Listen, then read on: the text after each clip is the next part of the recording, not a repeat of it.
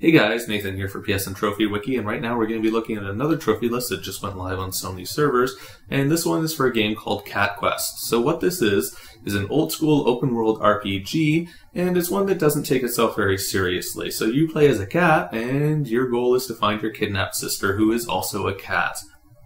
So, even though this game's new for us as PlayStation gamers, the nice thing is that this has been out on Steam for a couple months now, so there already are some guides up online, so we can get a fair bit of information about the game's trophies, even though, well, no one's earned the trophies yet.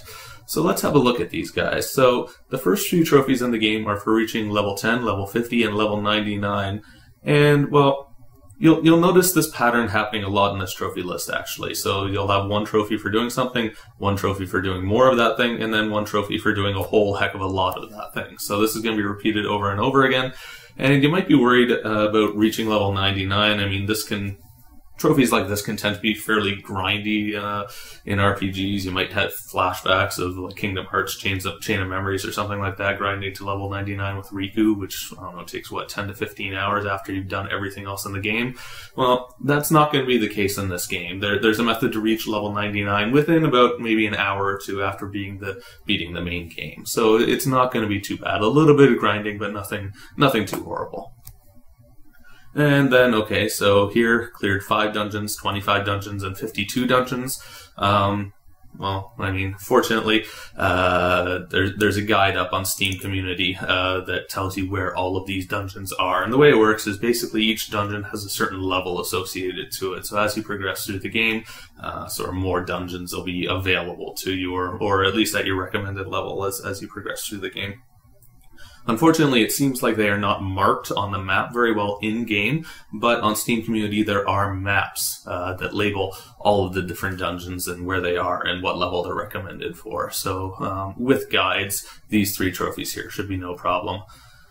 And then, well, these 4 trophies here, I've only marked the last one as unmissable, but I believe all 4 of them are unmissable. These are just storyline bosses, as best as I can tell. So nothing to worry about there for those 4 trophies. Just defeat a bunch of dragons and beat the game.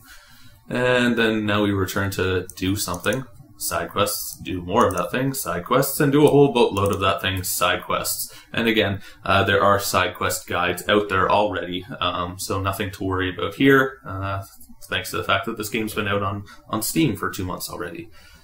And then obtain 2 skills, 4 skills, and 7 skills. Again, I mean, there are guides for these things. It's not 100% clear to me how many of these skills are just story-based, but, I mean, certainly finding all 7 of them should be no problem. Find 3 armor weapons, 30 armor or weapons, and 66 armor or weapons. So the trophy description isn't completely clear about this, but in fact there are exactly 66 armor or weapons in the entire game. So this means find every single piece of armor or weapon that there is.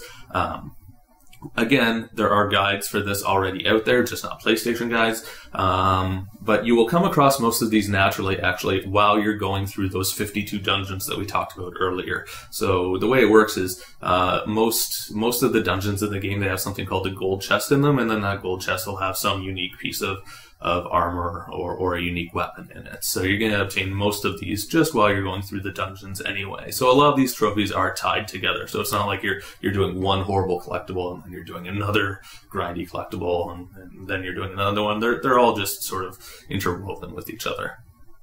Alright, and then the last 3 trophies, located 1 monument, half the monuments, and all the monuments. These are just locations that are hidden around the world map itself, so I don't believe there are any of these hidden in dungeons. I believe they're all on the world map. I mean, yeah, I might be wrong on that, but I believe they're all on the world map. And again, there's a map, or there are maps written up on the internet that show where all of these are. So with guides, these are nothing to worry about. Okay, so it looks like a fairly quick and easy trophy list. It looks like the main game itself takes somewhere between 6 to 8 hours to complete, and then post-game cleanup to find all the monuments and pieces of equipment and complete all the dungeons and side quests and all that sort of stuff. It looks like you're looking at, I don't know, probably another 4 to 6 hours after that, so maybe 10 to 15 hours total for the game's platinum. And yes, it does have a platinum, so yay, trophy hunters rejoice. And it looks like it's probably a fairly easy platinum as well. I mean, some people have posted early concerns that some of the post-game bosses are maybe a little tough, but it looks like, I mean, it's sort of designed like a mobile game here. So there really should be nothing that's too challenging. It looks like everything's fairly doable. All right, so yeah, thanks for watching. If you know anything else about these trophies that I don't know, then please let me know or add the information to the wiki. So there's a link to the trophy list down in the description, and I'll see you next time.